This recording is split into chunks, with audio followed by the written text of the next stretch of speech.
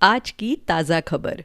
अब आप हमारी कहानियाँ लाइव सुन सकते हो booksthatspeak.com/events इस पेज पर आने वाले सेशंस के लिए रजिस्टर करिए। बुक्स दैट स्पीक में आप सभी का स्वागत है। नूरैन एक मिशन पर है, साइकिल सीखने का मिशन, ताकि वो अपने सबसे पक्के दोस्त वसीम से साइकिल रेस में जीत सके। पर नूरैन का मिशन साइकिल कुछ उलझता हुआ सा नजर आ रहा है, क्योंकि उनके शहर में कर्फ्यू लग गया है। तो फिर नूरैन साइकिल चलाना सीख पाती है कि नहीं? सुनते हैं इस कहानी में। Mission cycle, original story mission cycle by Pratham books. कहानी लिखी है रोहिणी मोहन, चित्रांकन जयेश सिवान, हिंदी में अनुवाद पूजा बहानवाल। कहानी का वाचन आसावरी दोषी। क्या सुबह हो गई? अम्मी और अब्बू ने मुझे उठाया क्यों नहीं? क्या वो भूल गए कि मुझे स्कूल जाना है? कहीं वो मुझे ही तो नहीं भूल गए? कहाँ है सब लोग? सभी इतने संजीदा क्यों नजर आ रहे हैं?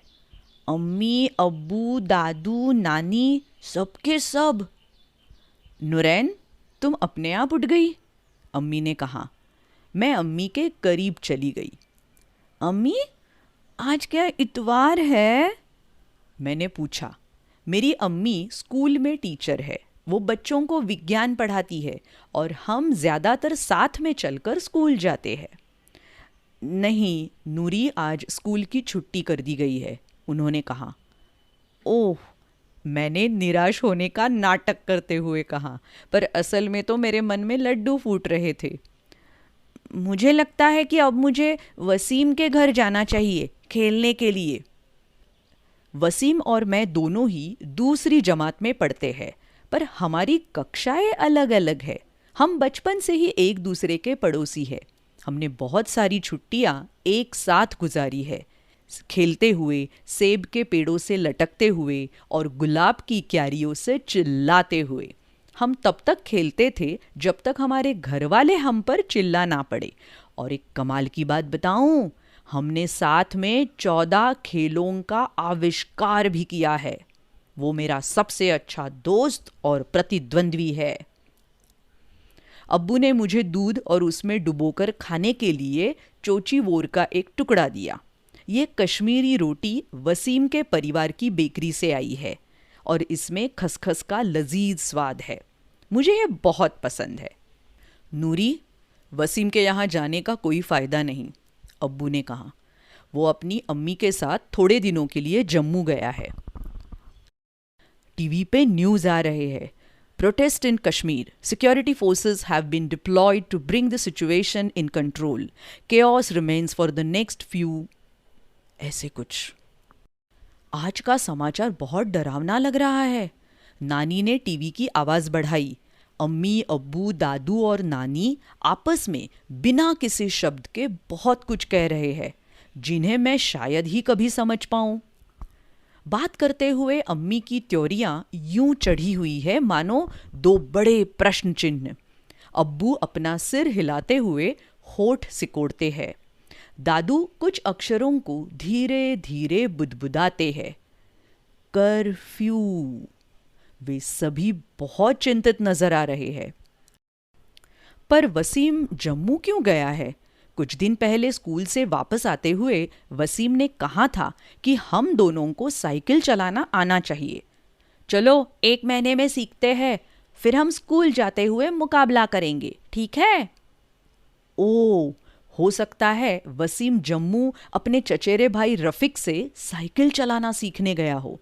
अब मैं साइकिल चलाना कैसे सीखूं? तभी अब्बू ने कहा कि आज वो दफ्तर नहीं जाएंगे। अब्बू ने कहा, आज सीआरपीएफ के जवानों की संख्या सड़क पर और भी अधिक है, इसलिए मेरे संपादक ने कहा है कि मैं घर से काम कर सकता हूँ। अब्बू घर पर? फिर तो मुझे 1 सेकंड का भी समय नहीं गंवाना चाहिए। अब्बू, क्या आप मुझे ये नई साइकिल चलाना सिखाएंगे? सिखाइए ना अब्बू, सिखाइए ना। अब्बू ने मेरी तरफ देखा और कहा, ज़रूर नूरी, पर पहले जल्दी से अपना नाश्ता ख़त्म करो। मैं जल्दी से नाश्ता खत्म करने में लग गई। ओ महान दूध और चोची वोर, अपना कमाल दिखा दो, मुझे शक्तिशाली बना दो, साइकिल अभियान के लिए मुझे बहुत ताकतवर बना दो। मिशन साइकिल, पहला दिन। ये साइकिल अब्बू अम्मी की तरफ से मेरा ईद का तोहफा है। मैं इसे तब तक साफ करती रहती हूँ जब तक ये चमकने ना लगे। ट्रिंग ट्रिंग। मुझे इसकी घंटी की तेज आवाज पसंद है।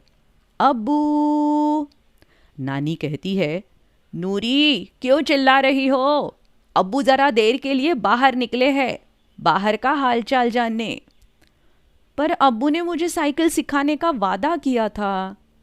नानी बगीचे के औजार नीचे रखती है। मैं तुम्हें सिखा सकती हूँ, वो कहती है। पर नानी, आपको साइकिल चलाना आता भी है? नूरी मेरी बच्ची, मैं अपने पूरे स्कूल में सबसे तेज साइकिल चलाती थी। चलो अब अपने पाँव पेडल पर रखो, बिल्कुल सीधे, दीवार की तरफ देखो और पेडल मारना शुरू करो। मैं अपने सामने दीवार की तरफ ध्यान से देखती हूँ, पेड़ पर लगे इकलौते आड़ू पर ध्यान केंद्रित करते हुए। ध्यान से, ध्यान से, ध्यान से। नानी कहाँ है? जैसे ही मैं नानी को देखने के लिए पीछे मुड़ती हूँ, धड़ाम, मुझे तो वो दीवार बिल्कुल नजर ही नहीं आई। नानी भागते हुए आती है। नूरी, तुम्हें चोट तो नहीं आई? मैंने देखा चोट तो नहीं थी, पर फिर भी मुझे जोर से रोना आ रहा था। साइकिल चलाना कितना मुश्किल काम है नानी। बेकार की बातें मत करो, नानी मेरे माथे को चूमते हुए कहती है। साइकिल चलाने का पहला सबक ये है कि आपकी नजरें हमेशा सामने होनी चाहिए। दूसरा सबक, गिरने से कभी मत डरो। साइकिल चलाते हुए गिरना बहुत आम बात है, गिरकर ही हम सीखते हैं। मैं अपनी साइकिल पर वापस बैठ जाती हूँ। दूसरा दिन, अपनी मंजिल की तरफ आगे बढ़ो। तीसरा दिन, साइकिल चलाने के अभ्यास के बाद नानी और मैं सेब तोड़ते हैं। मैं चुपके से बाहर सड़क पर एक नज़र मारती हूँ। सड़कें सुनसान है, परिंदा भी पर नहीं मार रहा। जब तुम्हारी अम्मी तुम्हारी उम्र की थी, हम लोगों को इसी तरह घर के अंदर रहना पड़ता था, नानी बोली। पता चला कि उन्होंने अम्मी और मौसी को भी साइकिल चलाना सिखाया है। वो लोग भी हमेशा गिरते रहते थे और भागकर नानी के पास आ जाते थे। तुम बहुत बहादुर हो मेरी प्यारी नूरी, तुम एक दिन बहुत अच्छी साइकिल चलाओगी। वसीम से भी अच्छी? मैंने पूछा। सबसे अच्छी। चौथा दिन, नानी, ओहो, नानी छत पर सर्दियों के लिए सब्जियां सुखा रही है। अब साइकिल चलाने में मेरी कौन मदद करेगा?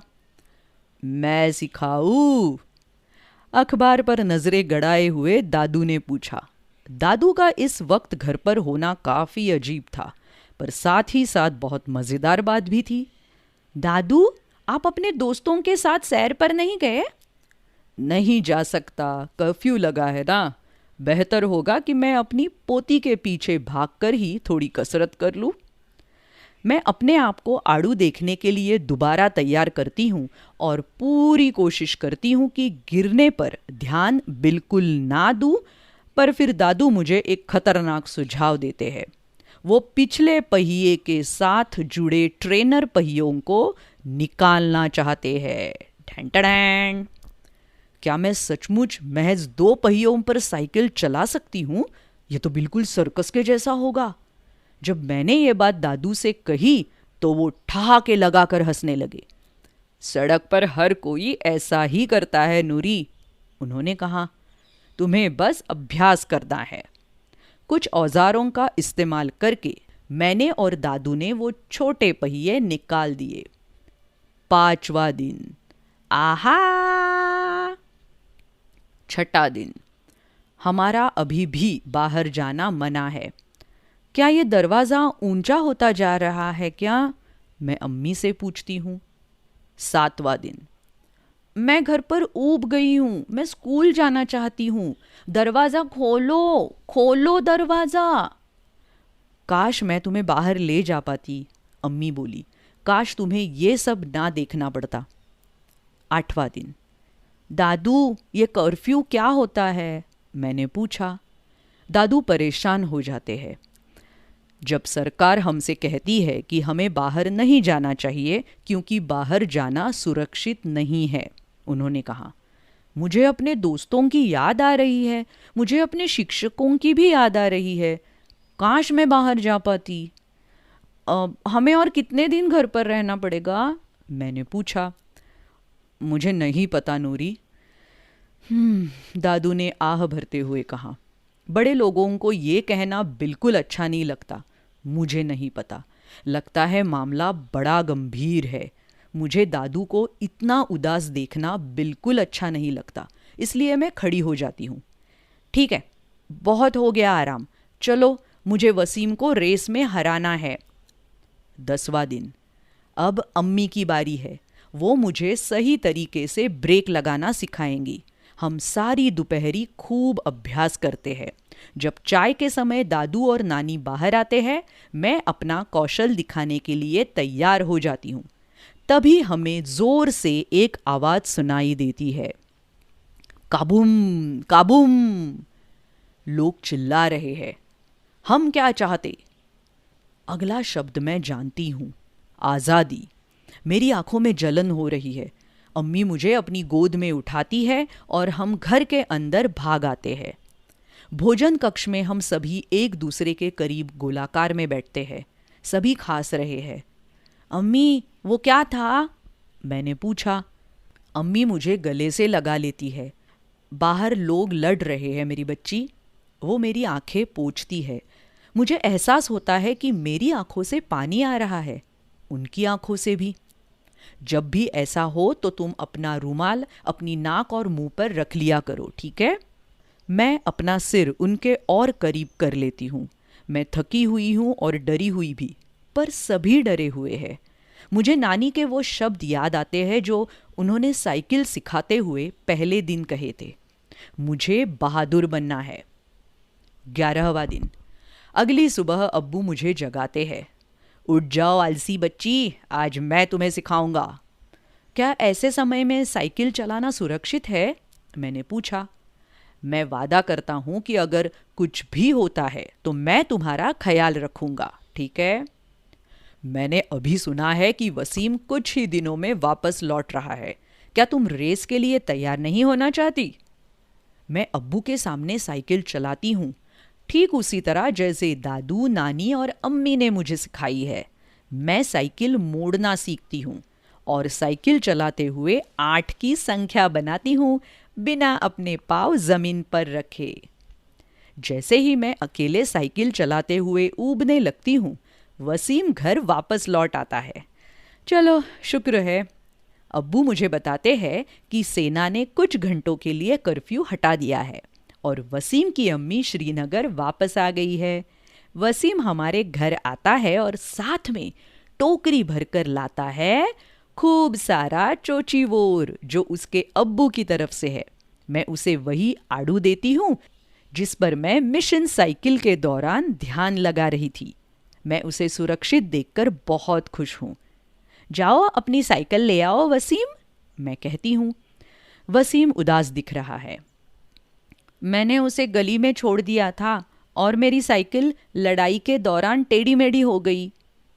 ओह बेचारा वसीम, अब हमारा मिशन साइकिल कैसे पूरा होगा? रुको, मेरे पास एक रास्ता है। मिशन साइकिल, आखिरी दिन।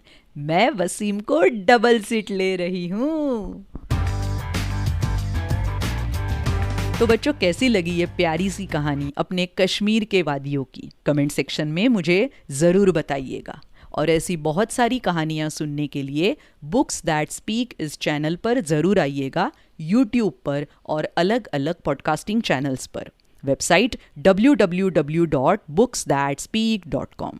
मिलते हैं अगली कहानी में। बाय बाय, शुक्रिया।